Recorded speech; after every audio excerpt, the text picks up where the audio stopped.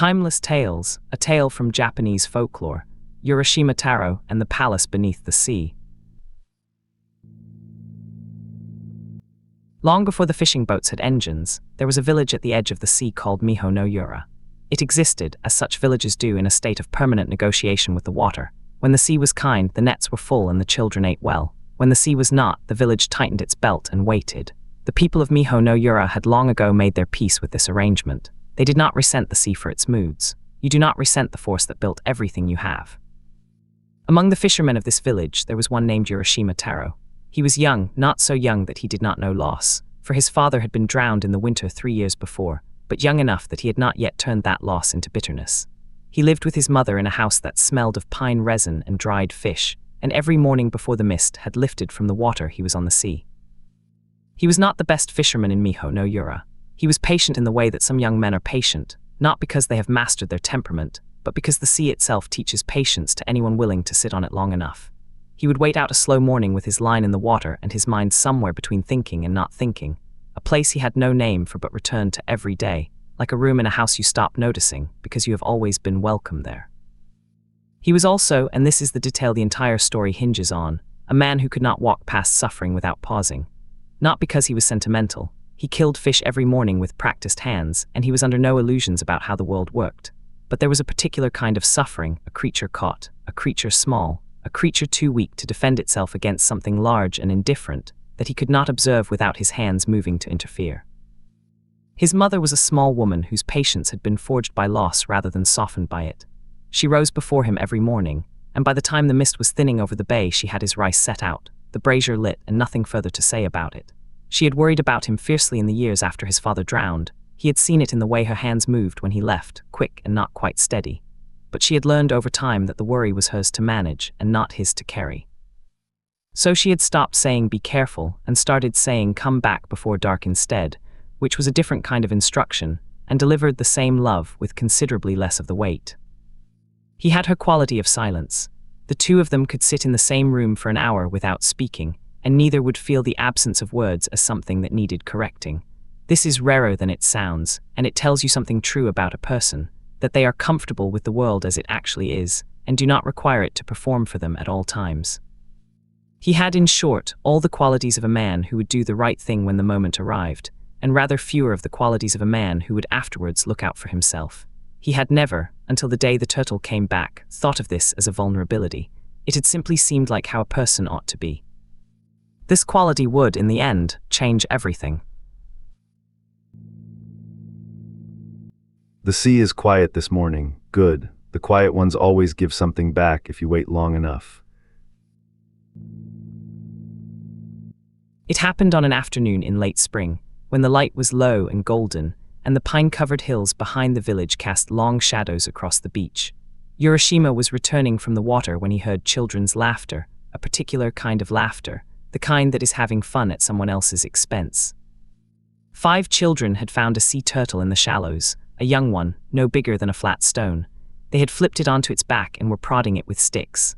The turtle moved its flippers in the pointless way that flipped turtles do, going nowhere, going nowhere, going nowhere.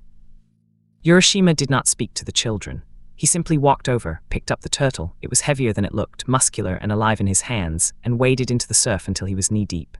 He set it down in the water. It righted itself immediately, paused. Then it looked at him for a long moment with one dark and wholly unreadable eye, and then it turned and swam away into the green water until it was gone.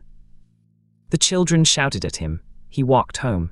He did not think about the turtle again that evening, or not much, just the idle wondering of a man whose days are full of living things, and who cannot always stop noticing them. He thought, I hope it made it to deep water. I hope the current was right. 3 days later, on a morning of grey silk fog, Urashima was alone on the water when something surfaced beside his boat. He looked down. The turtle was back. It was larger than he remembered, considerably larger, which was the first strange thing.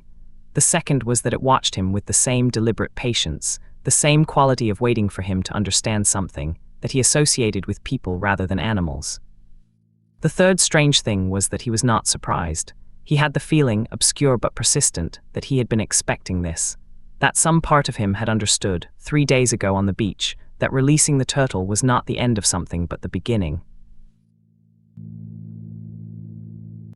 The turtle told him, not in words he could afterwards have repeated, but in words he understood as clearly as any he had ever been spoken, that it had been sent by Princess Ottoheim, the ruler of the dragon palace beneath the sea, that she wished to thank him, that there was a place below the surface where no one aged and no storm ever reached, that he was welcome if he chose to come, that the choice was entirely his. Urashima looked at his mother's village on the shore. He looked at the fog lying flat on the water. He thought, as he would think many times later, turning this moment over in his mind like a stone with something written on the underside, I will only go for a few days. A few days to see it, and then I will come back. What harm can a few days do? He put his hand on the turtle's shell. The water took him gently. You are welcome here, Urashima Tarō. I have thought of you since the day your hands were kind to one of mine. The palace has not had a guest from the world above in a very long time, and I find I am glad it is you. I will tell you one thing before you have settled in, and I hope you will hear it clearly, because I will not repeat it. Time works differently here. We are not governed by the sun. Inside these walls, you will not feel it passing in the way you are used to. That is one of the gifts of this place. It is also, and I say this honestly, because honesty is the only courtesy I know, the thing that requires the most care. The dragon palace, Ryugujo, was everything the sea forgets to be when it is merely being water. He had been carried down through layers of light, turquoise at first, then the deeper green of open water, then a blue that was less a color than an absence of everything else, sound, pressure, the ordinary weight of being alive. And then the light had changed direction, and he understood that there was light below as well as above, and that it came from the palace itself. Ryugujo rose from the sea floor in towers of coral, red and white, and the particular pink that old coral goes when it has been alive longer than most human institutions. The walls were set with abalone that caught the sea's own luminescence, and held it the way stained glass holds the sun. The gates were mother of pearl. Fish moved through the corridors as birds move through a forest, not as intruders, but as inhabitants who simply lived at a different altitude than the furniture. And the garden. He would remember the garden for the rest of his life, which was, though he did not know it, not much longer. The garden surrounded the palace on all four sides, and in each quarter it held a different season. The eastern quarter was spring, cherry blossoms, white and pale pink, falling in slow spirals through water that somehow did not wet them. The southern quarter held the deep green density of summer. The western was autumn, its maples bleeding every shade of red and gold into the dark water. The northern was winter, frost-white branches against depths that were nearly black. All four seasons at once, with no friction between them. No storm where summer met winter. No argument where autumn ran up against spring. Just all of it, coexisting, because in Ryugujo there was apparently enough room for everything to be true at once. It was the most beautiful thing Urashima Tarō had ever seen. He stood at the center of the garden for a long time, where all four winds met, feeling all four seasons on his skin simultaneously, and he thought nothing, because there was nothing adequate to think. When beauty is thorough enough, it does not invite analysis. It simply requires you to be in it. On the first night, or what served as night in Ryugujo, a long gentle dimming of the palace's own light, a settling of the sound of water against the outer walls, the attendants brought food he could not name. Dishes made from things gathered from the deepest parts of the ocean, translucent creatures that dissolved on the tongue and left a sweetness that seemed to carry color with it, broth the deep blue of water at 30 fathoms, warm in the way that ordinary warmth is not, warming him from the inside outward rather than from the surface in, fruits that looked like smooth stones until you touched them and found they held the heat of a hand. He ate slowly, with the careful attention of someone in the presence of something that required courtesy rather than appetite. Afterwards, the attendants brought music.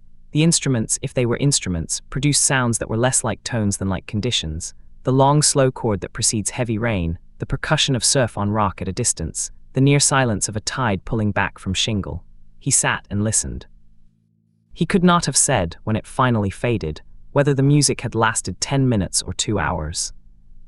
He asked Ottoheim. She smiled the smile of someone who has been asked this before and finds the question, without condescension, charming. Time does not announce itself here, she said. It does not press. You must carry your own reckoning. He had laughed at this. It had sounded entirely like a gift. It had not occurred to him then that warnings and gifts sometimes arrive wearing each other's faces. Inside the palace, Ottoheim's attendants brought him food he did not recognize and music performed on instruments with no names in his language. He slept in a chamber of pearl, on cloth that felt like water and smelled like cedar. He was entirely comfortable. He was entirely welcome. He did not, for a considerable time, think about the shore. Ottoheim herself was a patient host. She did not fill every silence. She did not press him with questions about the world above. She had the manner of someone who has lived for a very long time and has learned that company is best enjoyed without demanding it justify itself. They walked in the garden together, always in the eastern quarter, the spring quarter, because Urashima said he found the cherry blossoms calming, and she would tell him the names of things, which coral structures were oldest, which fish had lived in the palace walls the longest, what the different parts of the sea floor were called in the language spoken below the surface. Time in Ryugujo did not accumulate. It did not press against him the way time in the village pressed. Always another tide to read, another net to mend, always tomorrow requiring something of today. Here time simply flowed past like water past a rock. Warm, unhurried, he was very comfortable. He missed his mother. The thought would arrive at odd moments like a fish breaking the surface without warning. He would push it back down. Soon, I will go soon, just a little longer. The cherry blossoms are particularly fine today. He told himself he had been in the palace perhaps 3 weeks, perhaps a little more. Surely not a great deal more. It was difficult to be precise without the sun. You are thinking of leaving. I am thinking of my mother. She is old, and she would not know where I had gone. She would be worried. Yes, I know. I have known for some time that this moment would come. I will not ask you to stay. I want to say that clearly. I knew, when you came, that you were the kind of man who goes back. That may be the precise reason I invited you. Will you let me give you something for the journey? Something to keep you safe on the way home and after. I don't have a word for what I have been here, something more than happy. The word for happiness you did not know existed before you found it. I will carry this place for the rest of my life. But I have a life above, a small one, my mother, my boat, the morning water. I should not have let so much time pass without going back. Ottoheim left the hole and returned with a box. It was small enough to hold in 2 cupped hands, lacquered a deep red, the color of the inside of a plum, with patterns of gold leaf pressed into the surface, clouds in the upper register, waves below them, and at the center a crane in flight, wings fully extended, heading somewhere. It was beautiful in the precise way that things are beautiful when they have been made with serious purpose, not to be admired but to be used and to last. It closed with a weight and a silence that made it clear the maker had intended it to remain shut. This is the Tamate Bako, Ottoheim said, the jeweled box. It will protect you on the journey home and in the time after. Keep it with you always. She paused, then she said, and she said it the way you say the most important thing, which is quietly, without elaboration, because elaboration only gives people more material to misremember. You must not open it. Whatever you find when you return, whatever happens, you must not open this box. Do you understand? He said that he understood. He did not entirely, but he believed her, and he trusted that the understanding would arrive when it was needed. He was in a hurry to be home. He had been gone too long already. He was sure of that, even if he was not sure how long. He put his hand on the turtle's shell again. The lacquered box was tucked under his arm. The ascent was slower than the descent, deep blue to green to turquoise to the white chop of open water. He surfaced into afternoon light, the particular angle of late sun on this coastline, which he knew in his body the way you know a sound you heard every day of your childhood. You have come out of the sea. I can tell it not just from the wet, but from the way you are standing. A man who has been underwater for a long time stands differently on dry ground. He holds himself like he is not certain the ground will stay flat. That box you're carrying, I will tell you something I have no proper business telling a stranger, but old men have earned the right to say what they actually see. It has the look of something that was meant to stay closed. Whatever is inside has been kept for a very long time. Things kept that long are not always what we expect them to be when we open them. Sometimes they are. Sometimes the keeping was the whole of what was valuable, and the opening is only what remains afterwards. Go carefully when you enter the village. It will not look quite as you remember. Let it show you what it has become before you begin telling it what it was. The comparisons will arrive on their own, they always do. There is no need to hurry them. And if anyone in the village tells you how long it has been, believe them, even if the number sounds impossible, especially then. The shore was right. The shape of the bay was exactly as he remembered it. The hills were right, with their pine trees at the exact angles he had looked at every morning of his life, but the village was wrong. Not dramatically wrong, not burned, not flooded, not conquered, just wrong in the quiet, specific way that things are wrong when they have been changed by time rather than by event. The paths were in different places. The houses were built with different wood, smaller stones, a different proportion between wall and window. There were more of them. A shrine he did not recognize stood at the northern end of the beach where the old boat storage had been. Children who were strangers played in the street. He walked through it slowly, looking for anyone he knew. He did not find anyone. An old man was sitting in front of a house at the edge of the village, sorting rope. He looked up when Urashima stopped. "I am looking for the family of Urashima," Urashima Tarō said, "the fisherman. His mother is a small woman with white hair who lives in the house with the red door at the northern end. Do you know them?" The old man looked at him for a long time. The kind of long time that means something is happening behind the eyes, not just looking. "Urashima," he said at last, "Urashima Tarō." "Yes, can you tell me, have they moved? Has something happened to the house?" The old man set his rope carefully down. He was very old, the kind of old that no longer bothers to look younger than it is. He looked at Urashima the way you look at something you were not expecting and need to understand before you can speak about.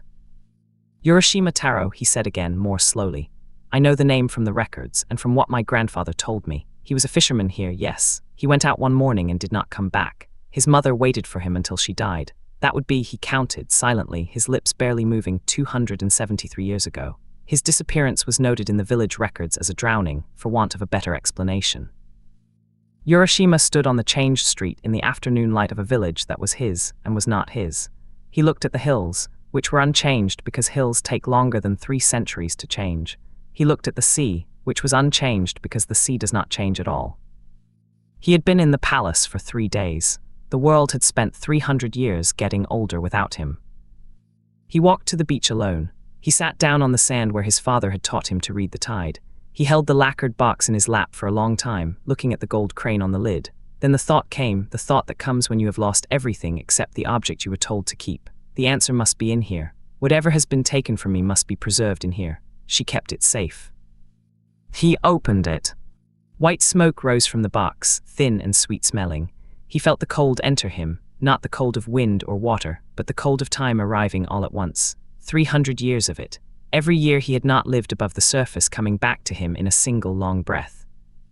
He aged, rapidly, irreversibly, all the way to the end. His hair went white. His hands went thin and strange. He fell slowly, the way old men fall, not dramatically, not violently, but as if something that had been holding had finally and quietly finished. The box was empty. It had held nothing but his missing years. She had not been keeping them for him. She had been warning him about them. We live now at the beginning of the age of the palace beneath the sea. It does not look like a palace. It looks like a phone screen in a darkened room, or a pair of headphones that cancel the world outside, or a feed that never reaches the end because it was not designed to. But the architecture is the same as Ryugujo, beautiful, entirely accommodating, designed so that time inside it does not feel like time passing. The recommendation engine that decides what you see next was trained on billions of moments of human attention.